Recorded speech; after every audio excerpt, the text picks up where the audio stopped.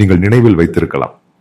Trump நிர்வாகம் வருவதற்கு முன்பும் வந்த பின்பும் ஒரு எக்ஸிகியூட்டிவ் ஆர்டர் மூலம் அவர் அமெரிக்காவில் நடைமுறைப்படுத்த முயற்சித்த விஷயங்கள். யாரெல்லாம் ஆன்டிசெமிட்டிக், அதே போல் ஹமாஸுக்கு ஆதரவாக அமெரிக்க பல்கலைக்கழகங்களில் தடை செய்து அங்கு பிரச்சனைகள் உருவாக்கியவர்களை வெளியேற்றுவதற்கான தீர்மானம். அதே போல் ஜஸ்டிஸ் டிபார்ட்மெண்ட், அதாவது அங்குள்ள ஹோம் அஃபேர்ஸ் அவர்களிடம் சொன்னது இந்த குறிப்பிட்ட வழக்குகளை எல்லாம் விசாரிக்க வேண்டும் என்று. நீங்கள் அறிந்திருக்கலாம், சுமார் 1200 குழந்தைகளுக்கு பல பல்கலைக்கழகங்கள் அமெரிக்காவில் இருந்து டிஸ்கண்டினியூ செய்ய வேண்டும் என்று சொல்லியுள்ளன. அமெரிக்க பல்கலைக்கழகத்தில் அவர்களால் படிக்க முடியாது. சில வீடியோக்கள் உங்களுக்கு நினைவில் இருக்கலாம். கொலம்பியா பல்கலைக்கழகத்தில் பிரத்யட்சம் நடத்திய மெஹ்பூப் கலீல். இவர் அடிப்படையில் அல்ஜீரியன் தோற்றம் கொண்டவர். சிரியன் ரெஃப்யூஜி கேம்பில் வளர்ந்தவர். கொலம்பியா பல்கலைக்கழகத்தில் போஸ்ட் கிராஜுவேஷன் முடித்த பின்னர் 2வது மாஸ்டர்ஸ் படித்தார். அதோடு அமெரிக்க கிரீன் கார்டு ஹோல்டர் கூட ஆவார். இதேபோல் இந்த ஜஸ்டிஸ் டிபார்ட்மெண்ட் செல்ல சொன்ன பின்னும் செல்லாதவர்களை எதிர்த்து அமெரிக்க இமிகிரேஷன் டிபார்ட்மெண்ட் நடவடிக்கை எடுக்க தொடங்கியது. அதற்குள் பல ஆசிரியர்கள் உள்ளனர், மூத்த பீல்டி மெம்பர்கள் உள்ளனர், பல்கலைக்கழகத்தில் பல மாணவர்கள் உள்ளனர். காரணம் உங்களுக்கு தெரியும், அங்கு மாணவர்கள் படிக்கும்போது அங்கு வேலைகளும் செய்வார்கள். அப்படிப்பட்ட சுமார் 400 பேரின் பட்டியலை தயாரித்துள்ளனர். இவர்களை அமெரிக்காவில் இருந்து நாடு கடத்துவதற்கு. அதில் முக்கியமான ஒரு தலைவர் இந்த மஹ்மூத் கலீல் என்று சொல்லப்படும் நபர். இவர் அடிப்படையில் அங்கு தீவிரவாதம் செய்தார். உங்களுக்கு நினைவில் இருக்கலாம், இங்குள்ள மாணவர்களுடன் தொடர்பு கொண்டு அவர்கள் எல்லாம் ஒரு புரோட்டஸ்ட் நடத்தினர். அவர்கள் இஸ்லாமுக்கு சென்றனர். அதற்கு தலைமை தந்தது இந்த மஹ்மூத் கலீல் தான். பின்னர் ஜஸ்டிஸ் டிபார்ட்மெண்ட் அங்குள்ள நியூயார்க் போஸ்ட் என்று சொல்லப்படும் பத்திரிகையில இந்த இஷ்யூவுடன் தொடர்புடைய ரிப்போர்ட் செய்திருப்பது இவருக்கு வெளிநாட்டிலிருந்து பணம் கிடைத்தது என்று. இந்த புரோட்டஸ்ட் அமெரிக்க பல்கலைக்கழகத்தில் முழுவதும் பரவி குழப்பம் உருவாக்கியது. அதேபோல் இந்த மெஹ்மூத் கலீல் என்று சொல்லப்படும் நபர் கமலா ஹாரிஸை வெற்றி பெறுவதற்காக அவர்களின் டிஜிட்டல், அதாவது வெளிநாட்டு முஸ்லிம்களின் டிஜிட்டல் தலைவராகவும் இருந்தார். இவையெல்லாம் கணக்கிட்டு திட்டமிட்டு செய்யப்பட்டது.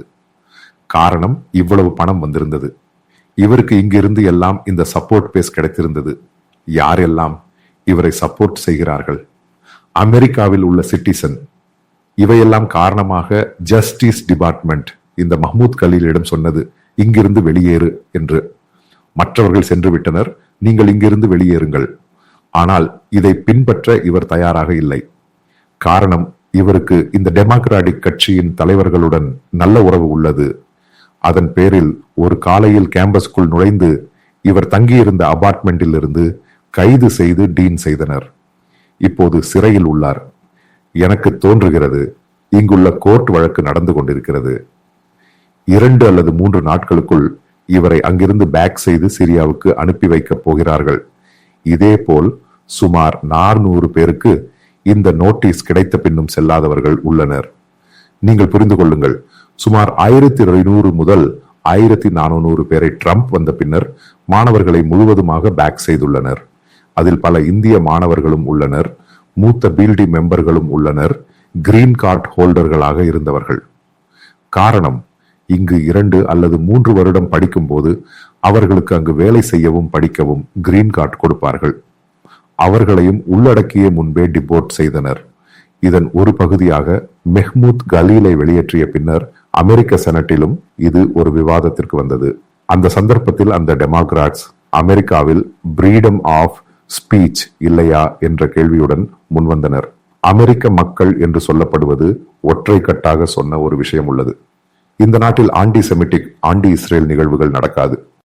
அமெரிக்கா என்று சொல்லப்படும் நாட்டில் எந்த காரணத்திற்காகவும் ஜூயிஷ் கம்யூனிட்டிக்கு எதிரான தாக்குதல் போன்ற புரோட்டஸ்டுகளை நடத்த அனுமதிக்க மாட்டார்கள்.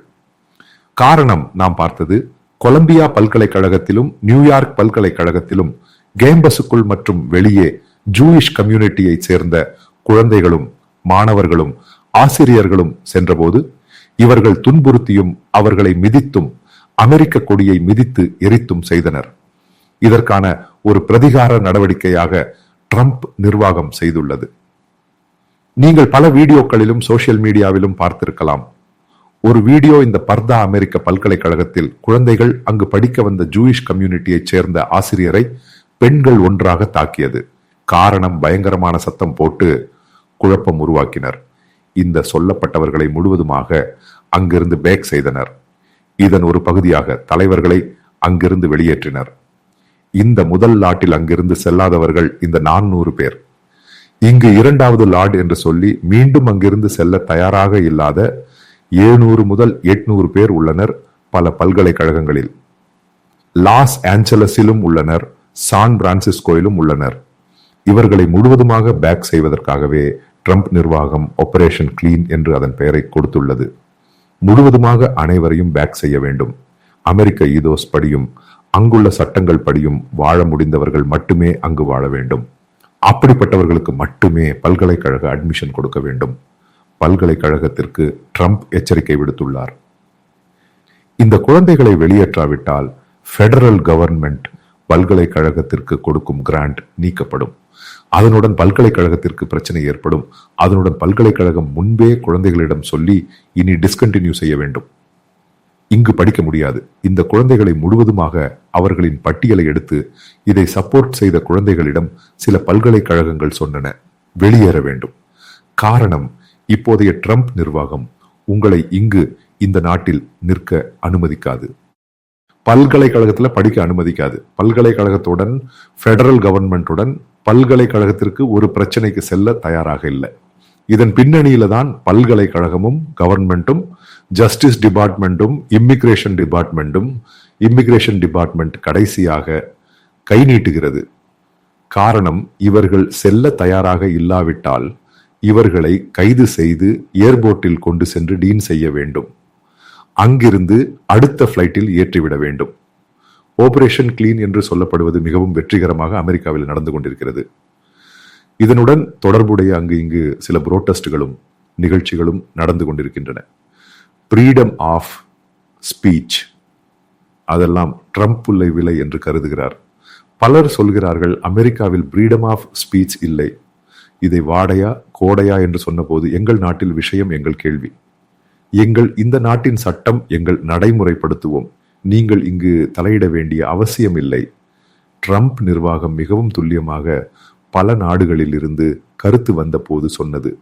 குறிப்பாக அல் ஜசீரா சேனலில் பெரிய தாக்கம் இருந்தது. காரணம், அவர்களின் சேனலுக்குள் இடையிடையே வந்து பேட்டியும் இந்த பிரசங்கமும் நடத்திய நபர் இந்த மெஹமூத் கலீல். அவரை தூரத்தில் அனுப்பிய பின்னர் அந்த சேனலின் நபர்கள்தான் பயந்து போனார்கள். அவர்களின் பயம் என்று சொல்லப்படுவது அமெரிக்காவில் இந்த அல் ஜசீரா சேனலின் பியூரோவையும் வெளியேற்றுவார்கள் என்பதுதான். காரணம், அவர்கள் மிகவும் மோசமாக அமெரிக்காவில் நடந்த இந்த புரோட்டஸ்ட்களை ரிப்போர்ட் செய்தனர். வரவிருக்கும் நாட்கள் எந்த முறையில் இருக்கும் அமெரிக்கா இந்த சொல்லப்படும் தோஹா சேனலுக்கு எதிராக, அதேபோல் சில இஸ்லாமிக் சேனல், நியூஸ் சேனலின் வாஷிங்டன் ஆபீஸுக்கு எதிராக எந்த முறையிலான நடவடிக்கை எடுக்கும் என்பதும் இந்த சொல்லப்படும் நியூயார்க் போஸ்டின் ரிப்போர்ட்டில் சொல்லப்பட்டுள்ளது.